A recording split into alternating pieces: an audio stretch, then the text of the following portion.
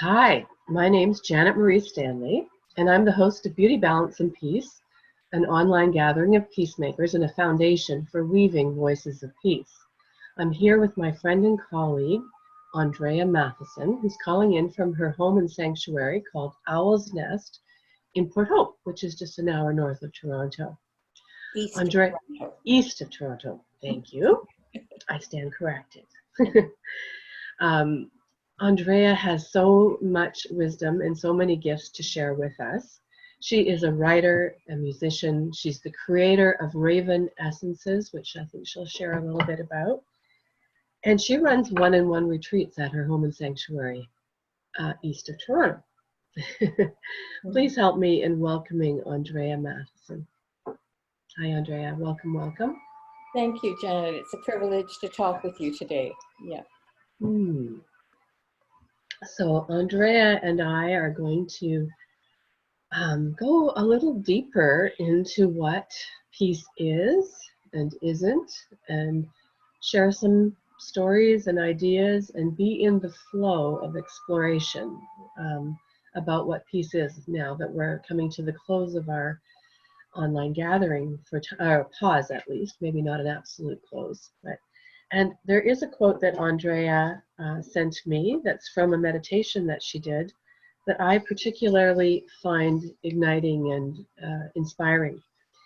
And the quote is that it is an act of service to live in the fullness of peace. I'm going to invite Andrea to tell us a little bit more about what that means to her.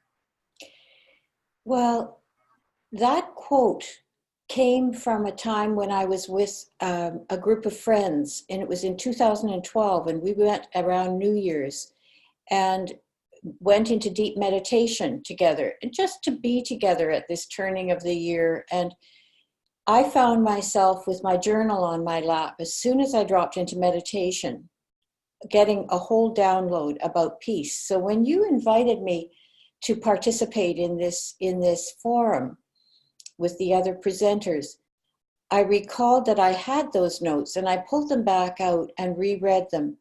And there were many points that, including this one, about it being an essential role for an activist to live in peacefulness. And we see a lot of activism in the world right now, and it's based on reaction rather than sourcing the deep well of wisdom, of peacefulness. And that intrigues me, because without judgment about those who are doing climate marches and various forms of activism that are protesting rightly what is wrong in the world, without the ability to come from the deep place of wellness, I found myself saying that, which is synonymous with peacefulness, there can be a burnout factor. You can't run anger indefinitely. I have a dear friend who advocated for environmental concerns in her community north of Toronto, and she spent years trying to buck the tide of her small town being taken over by big industry and commercial interests and destroying the environment, etc. And she was right in her concerns, but the cost on her body and her soul was enormous. So then what happens when we burn out, we lose the potency of who we are as an active ingredient in the world. We have to withdraw and recover. I've been watching Greta Thunberg with a lot of admiration, because she's one of the most fierce warriors around the environment right now. But I have the sense that in some wonderfully weird, and I mean weird like W-Y-R-D rather than the usual spelling of it, the weight of weird that is connected with all that is, the forces of creation. She has something of that connectedness rooted within her, and she does not get drawn into argumentative situations. She'll walk away from them. There's a fierceness allied to her advocacy for peace, for the environment, even while she's speaking about the immediacy of the danger.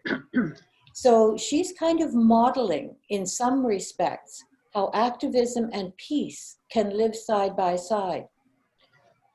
For the everyday warrior, like most of us, though, even finding respite and a sense of peacefulness from the busyness of our lives, it does take a kind of warrior consciousness to step back and say, no, I'm not going to do all those things that I think I should.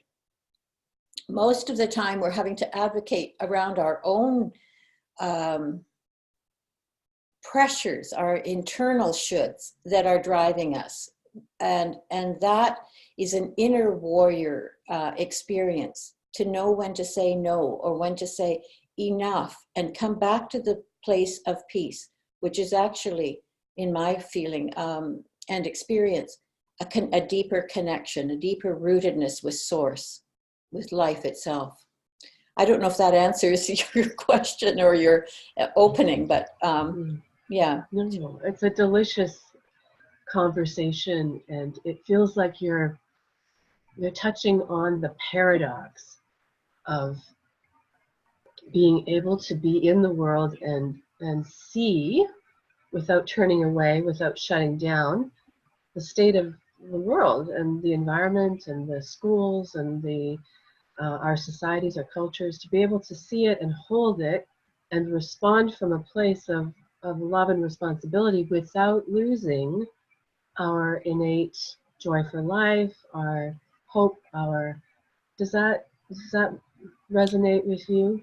Yeah, you're bringing up a lot there, and I think peace, if we bring it right into the personal, rather than just the general, what mindfulness and peacefulness and this more spiritual concepts about peace are. Peace is being at peace with yourself. And that's, that's a cliche, but it is so much more challenging and individual than the generic. So if I try to access what peacefulness is for me, I have to know who I am. What is my response to a particular situation? What is my gift to the world? Because if I try to emulate Greta Thunberg, it's going to be ridiculous. If I say, well, I should be down at a peace march, but the deeper call within me, from my intuition, from my deep place of knowing, listening to my still small voice, it's like, go into meditation. There is something to be discovered here that you don't know. And I think, well, that's turning away from the world. That's not turning into the world. But then when I go, like in that meditation in 2012, I go in there are jewels revealed to me that I didn't know I had. So this is me. I am a deep intuitive. That's how I'm constructed. So to be at peace with myself, I have to allow time for that quality of meditation and information to come forward. Then the next act of activism for me is to not sit on those and say, oh, that's just my stuff, but to find a way that those intuitions and insights that are beyond just my personal understandings can flow into the world. So there's the stillness and the activism part, the masculine and the feminine at work in us. And in a sense, Janice, I imagine you've been pulled towards peace your whole life. And so part of your activism now is to create this webinar series that invites a larger dialogue about that. Yeah. So it's always the both and, but the ground of peace is the fertile soil for the expression of the love and the healing that wants to flow through us. Not the panic about the world, not the I shoulds that take us out of ourselves into something more artificial and is ultimately unsustainable. Right. Yes, I really resonate with that. for me personally, I was the first of 7 children born in 8 years. So right from day one, the fullness of life and the crowd, and we were all in a little 3-bedroom bungalow, all 9 of us. And so fullness is, and the word and is very much a part of my whole life and my journey. And when I do my deep internal listening piece, I'm always aware that I don't, even though I long for spaciousness, and sometimes I think I long for quiet. I have a hermit archetype in me, but truly I'm not looking for an unconnected life. I love the fullness of it, and I struggle to be peaceful in it sometimes. So, and that's really alive right up till this minute in this hosting this conversation around peace. I joke about it, but it's actually really true. I have found that hosting this conversation has been a real opportunity to practice staying peaceful, because there are so many moving parts to actually hosting it that I didn't anticipate. So my husband and daughter, who are my beautiful mirrors and pokers, are always saying, "Mom, you're not being very peaceful." So it's an ongoing thing for me too, absolutely. Every day, every minute sometimes, to choose. For me, it's a lot about becoming aware when I slip, and then choosing to course correct. This is an interesting point, because I'll use a story from my recent experience. I've returned to playing the piano after letting it go for many, many years. I used to teach for 25 years and perform. And recently, when a friend died, I was invited to play the piano at his memorial or celebration for life. And because I adore he and his wife, I said yes. So I'm practicing again. But what it brought up, coming back to the piano, was the residual trauma in my body from practicing as a child and through most of my adult life. And I noticed it when I go to play. I would have this thing of my shoulder creeping up like this, and I think, what? How did that? And my breath would tighten. Yeah. And I know enough now that that is a trauma response. The constriction and tension was not related to the difficulty of the piece or fear about performing. It was an old habit in the cells of my body at an unconscious level. So I'll give you the really quick story of how I identified that through therapy as a trauma in my body. When I was from age 8 till 15, I was studying with a marvelous teacher who would come to our home on Vancouver Island and teach all 3 of us children. I was the eldest. And as I got older, I would have the last lesson, and my teacher and I would have lessons that would go on into the evening with discussions as well as the piano lessons, very rich conversations. And my parents would sometimes go to bed, and I'd show the man out the door at 10 o'clock at night and so on. But he was always trying to tell me to drop my shoulders. I was playing like this, and try to play Beethoven, a passionata sonata with your ear attached to your earlobe was really difficult. Anyway, we moved the family to Prince George when I was 15. And when I was about 19, I went back to Vancouver Island and looked him up to thank him for those years of teaching me. Mm-hmm. We went out to lunch, and he confessed at that time that it was everything he could do to keep his hands off me while he was teaching me.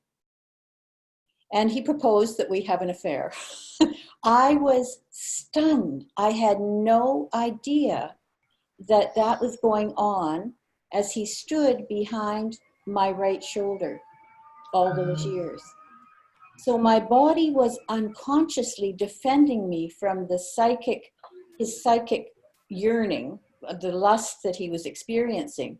I didn't know, my parents didn't know, we were unconscious, but my body registered the trauma and held that response for years. Mm-hmm. Now, I did therapy around this and worked with the therapist physically to push this back and say no and liberate that.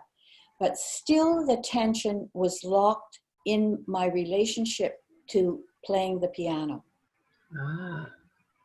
So here's where I couldn't access the deep peacefulness and the flow of my activism through my music, the love that wanted to pour out through my music. The old tension was still there. Mm-hmm. So my act of healing now is to be observant for the tension in my body as it comes up, and to simply breathe and drop and let the music start to flow through me. Thankfully, the music is relatively simple. The pieces are slow, and I can be observant of that tension. But the moment it creeps up, I just drop it down. And what I notice is I can hear the music. I can feel it in my body. I can feel the flow of my heart energy moving through my heart, down my arms and out through my fingers. I can feel myself being a blessing. So this is coming from peace, which is impossible if the trauma remains unconscious. Right.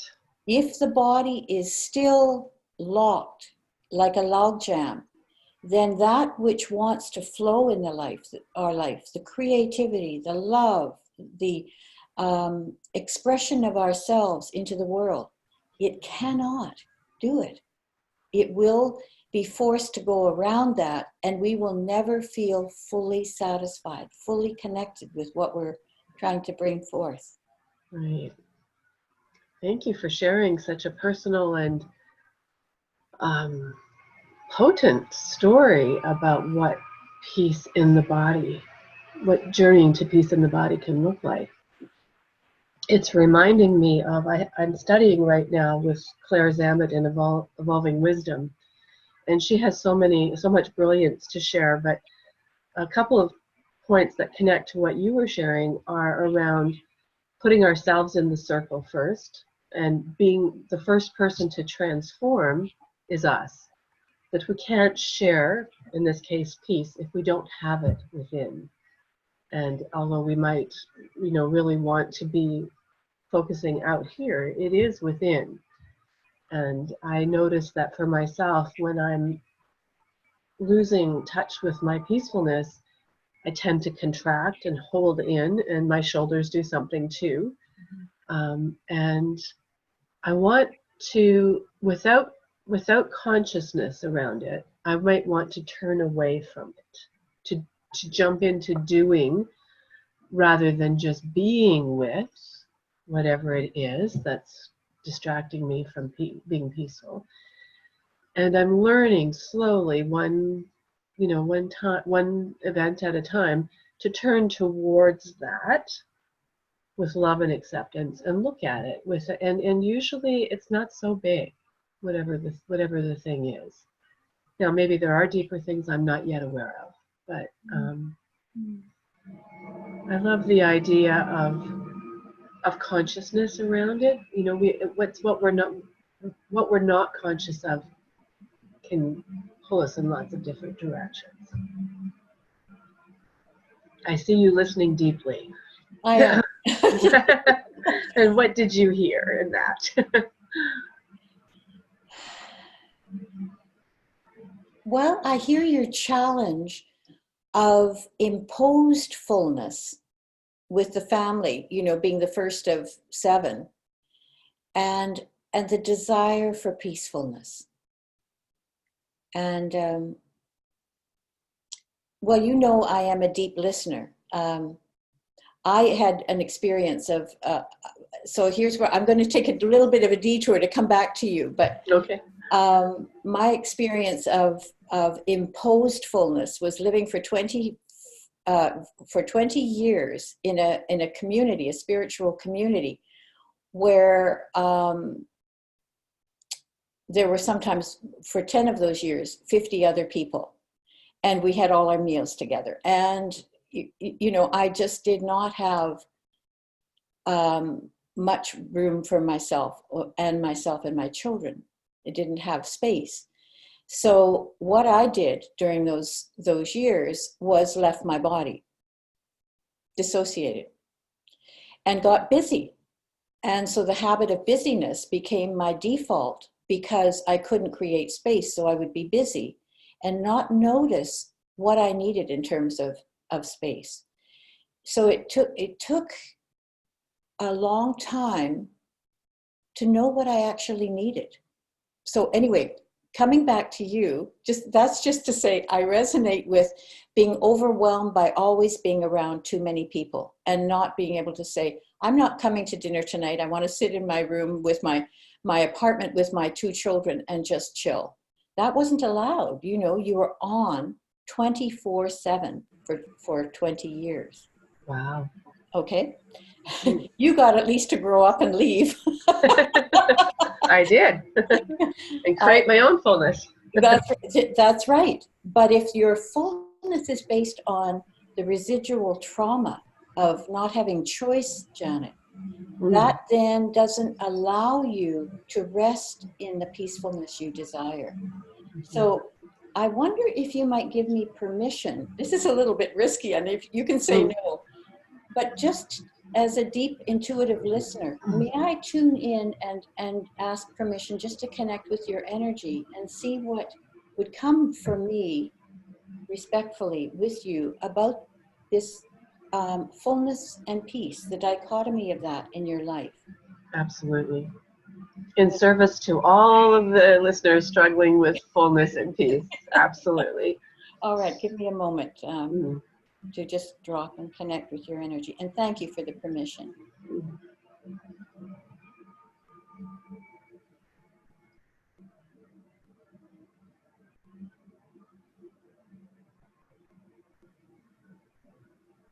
What I'm experiencing in my body, which is always my first place for going to the deep listening, is a long, slow inhale. It doesn't exhale. Remember the movie Waiting to Exhale? And it comes, the energy is coming up my back, from my mid-back up to my shoulders. And it's kind of like, it comes up, the breath comes up, up, and does not release. And then what I also noticed was, it's like I've got a bit of a turtle back, a bit of a shell on the back. And then my eyes, I feel like my eyes are darting left, right, where to go, what to do. So I would say that, okay, let me listen now, because when I get the sensation, I don't automatically go into a cliched interpretation. So I'm going to listen for what this means to you.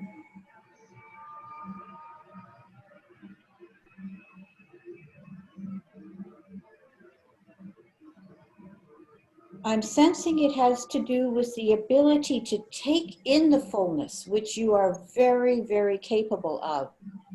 But then there is that freeze at the top that is like, I should do something, rather than letting it, like a wave, just simply crest and relax. And that the doing, the impulse for the doing, is on the other side of the wave. So your capacity to welcome the fullness has been practiced in the family. As the eldest, I have to hold my relationship with all these siblings and everybody. But then the trauma was that it locked it in, what am I supposed to do? Rather than, I'm part of a family.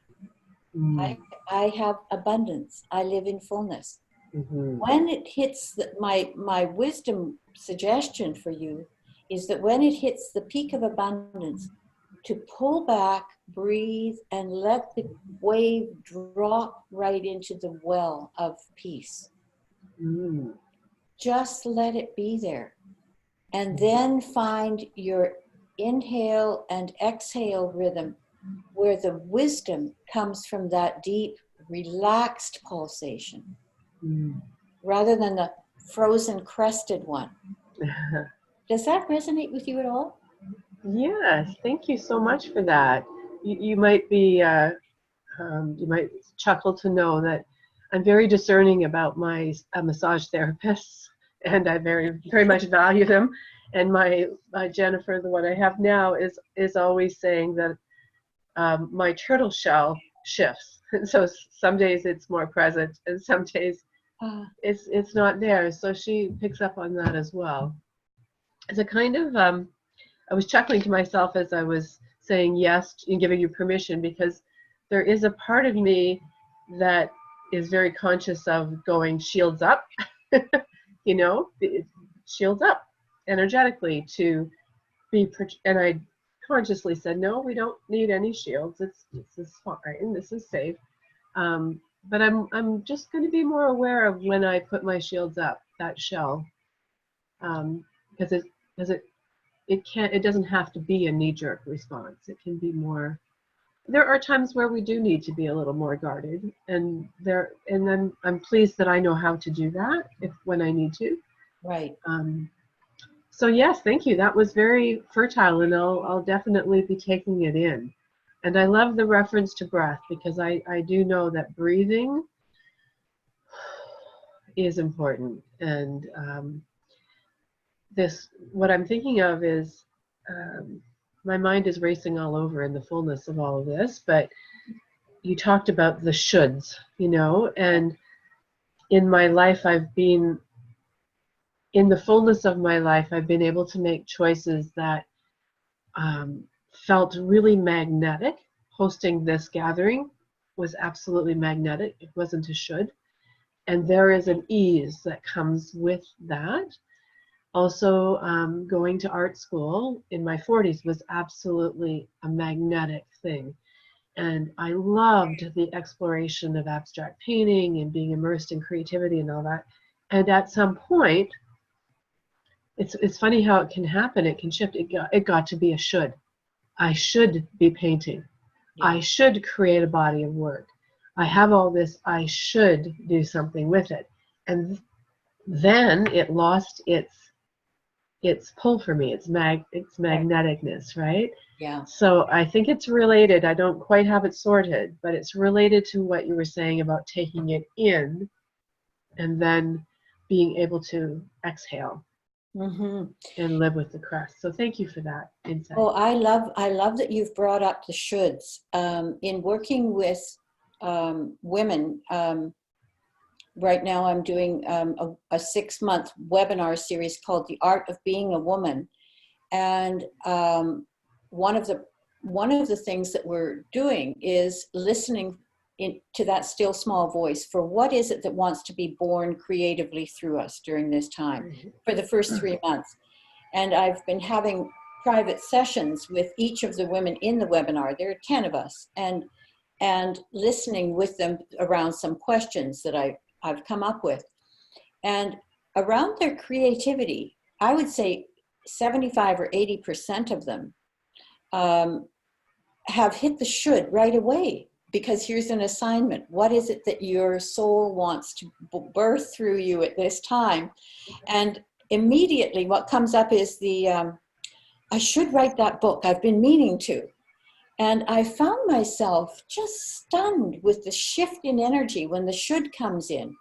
Yeah. So I heard myself saying, the should is related to the patriarchy.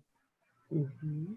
That's the residual patriarchy that all of us as women have internalized unconsciously, and it is a killer energy. We're seeing it played out in the world right now as patriarchy is going up in flames and, you know, all over the place, creating chaos, creating dissent, creating distrust, disconnection, I don't need to go into that. We know what the patriarchy is, but to bring it home and say, in me, my shoulds are the residual remnants of the patriarchy, my inner patriarch. I should create this body of work. I should practice more.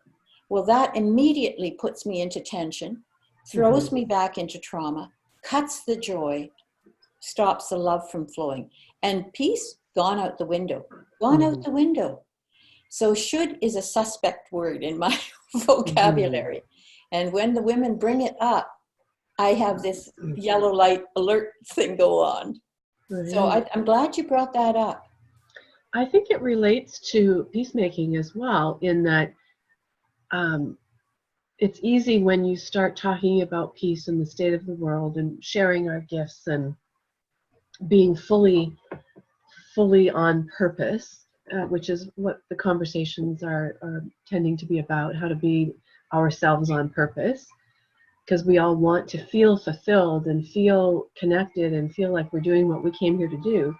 But when should comes in, I should join the activism around the environment, or I should, whatever the should is, then that's not really where you want to be. Each of us has a role to play, but it is different. And for some people, it is activism. Sorry, Andrea. Yeah, and I think the shoulds come in sometimes due to a failure in imagination. So it takes a lot to find what our true gift is. And I've heard that phrase on purpose quite often. And it makes me pause, because it could be I'm not saying it is, but it could be an external reference. I'm on purpose, with some rigidity to it. I'm finding being on purpose is a very movable feast for me. One day it is this, and another day it is to be with friends and relax and enjoy their company. Another day it's to shut the doors and go deep into meditation. Another day is to go out and enjoy the sunshine, to plant my daffodils. So on purpose can be somewhat allied with the shoulds. It can become rigid. And peace is not, there's several things peace is not. We were going to talk about that. It's not passivity. It's not, collapsing. I'm being very peaceful. It's not, it's a poised attentiveness and engagement with life, not passive at all. It's very actively participatory with life. And peace is not self-righteous. I know that I'm doing what I came here to do. I'm being a peacemaker. And so everything I do is on purpose or has meaning. Nobody can sustain that. That's an ideal that is ultimately unsustainable. So I just have a little caution about that, partly because of my own years of living in a spiritual community where we thought we were on purpose all the time. And we were so not. We were so in our heads and not in our bodies. Yes, and that's an important distinction. Yeah, when I left the community, I lost hundreds of friends because our friends were not based on something real and genuine. It was based on idealism. And when I left, I was persona non grata. So being mindful of peacefulness as idealism doesn't serve us. Women know peace in their bones. We do, if we can come back to what is organic and natural in us. I was thinking this morning of what are some examples of peacefulness, and I thought of when we have our babies and we hold them in our arms and gaze at them after they've fallen asleep, after being fed from our breasts, and we go, oh, you're so peaceful. And they are at peace because we are at peace with them. Mm-hmm. So there's that deep entrainment with life. And that's the kind of body reference that I think we need to remember about peacefulness. The other one I was thinking about was cats. Mm-hmm. The way that they move, just their sinuous, fluid movements and their stretching, they are at peace in their bodies. So if we want to know about peacefulness, we can look to the animal kingdom.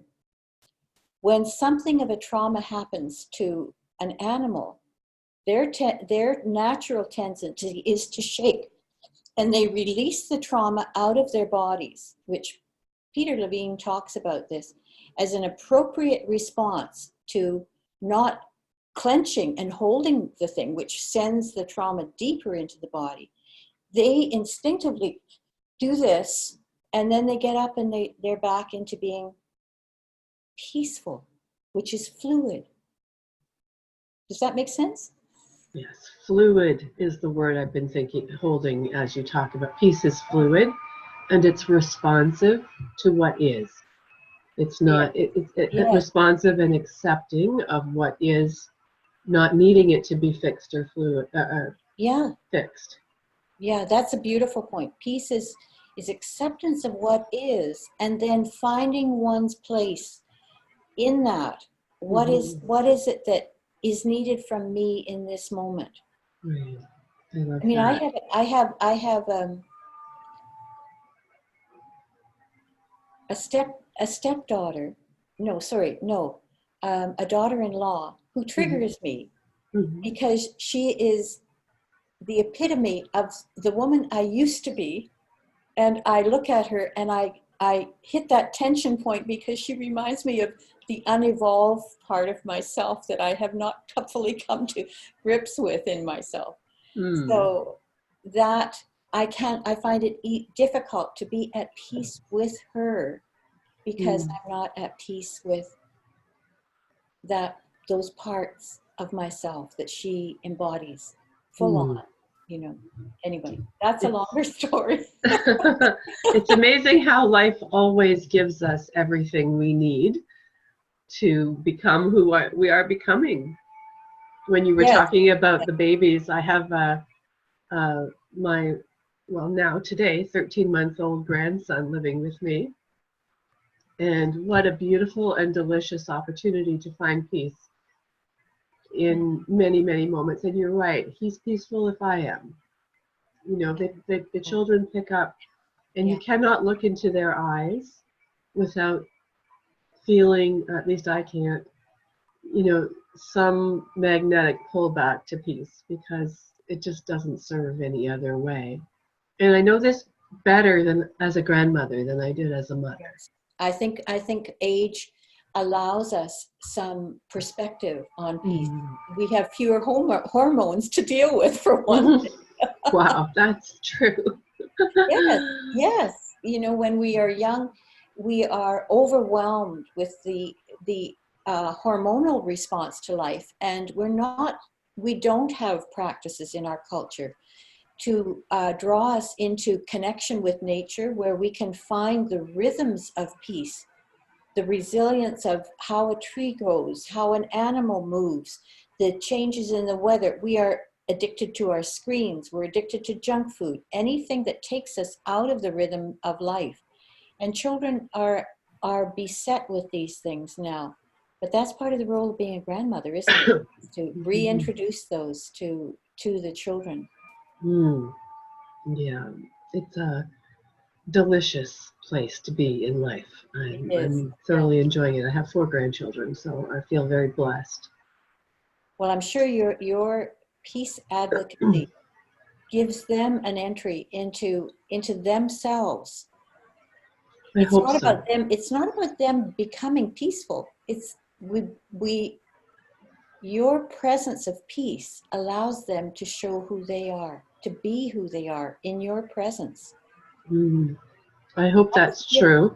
And when I slip out of my peaceful place, I'm modeling where they don't want to go. So either way, you're teaching always, right?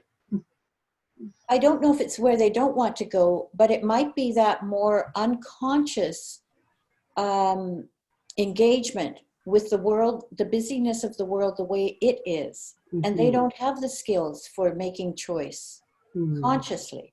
Right. So then they're in the busyness, the addictiveness, the overstimulation of the world the way it is. I mean, my way to come out of those 20 years of overstimulation in the community was to go to ground literally by communing with the plants in my garden and communing with my garden. Right. I went, you know, that's what created the Raven Essence Project, was deep listening to plants. Yes, and this That is slows you down. I'm sure it does. But it accessed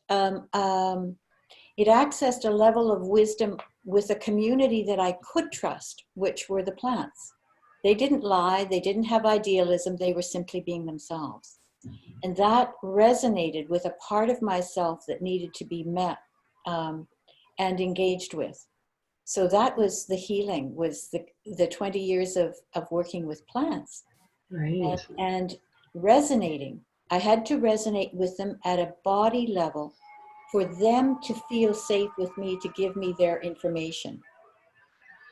I think we could have a whole conversation around your relationship with plants, and I'd love to do that someday if it feels right. But we're coming to the close of our time together. It goes so fast. It feels like a beautiful place to rest might be, you have an essence called the Peacemaker, right? Yes, I do. I've made 13 archetypal essences. So there's the dreamer, the communicator, the healer, the pathfinder, even the sacred clown. But I sent you the definition of the peacemaker, which is a combination of many different essences. And would you like me to read it? Because it might Yes.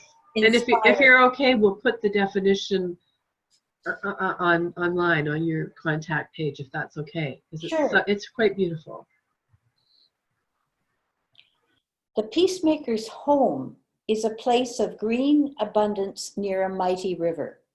So here, Janice, we're talking about fullness, abundance. Yes, That's I get that. home, your home. And a peacemaker is not someone who's living in starvation energetically. Starts from abundance. She loves the pure sweetness of life's waters. There's the fluidity. And offers these freely anytime we choose to visit. So there's innate, but not impositional generosity. A peacemaker is inherently generous, but doesn't impose. Without judgment, and that's key, you cannot be a peacemaker if you are judgmental. Without judgment, she sees the dry hardness in the hearts and minds of her friends. So she has vision. She's able to see what's going on, what is. And she recognizes their enormous thirst. Then she does not lecture with words. Instead, she takes us through her lush fields to the river's edge and leaves us there to contemplate and replenish ourselves. So she is empowering of and honoring of the impulse within the other that knows how to heal itself. She doesn't take over in the patriarchal top-down way, say, I'm a peacemaker. Let me tell you what you need to do to become peaceful. You know, if you tweak this and do that, you'll become more peaceful. No, come by my river, sit and be there a while. Yeah. She lets the larger order of her world teach and heal her guests. And as the water begins to flow again within them, they gradually remember and find their own native joy and beauty. So along with peace, we have these other two words, the sense of joy and our beauty. So I've never unpacked that definition in the way I just did with you, but thank you, Janet. That's a lovely way for me to see what the lessons were in it too. Well, it's a really beautiful way to close our time together today, and I'm so grateful for your generous sharing today, Andrea. Is there anything else you'd like to leave our listeners with at this time? As a pause. Let me listen. All right.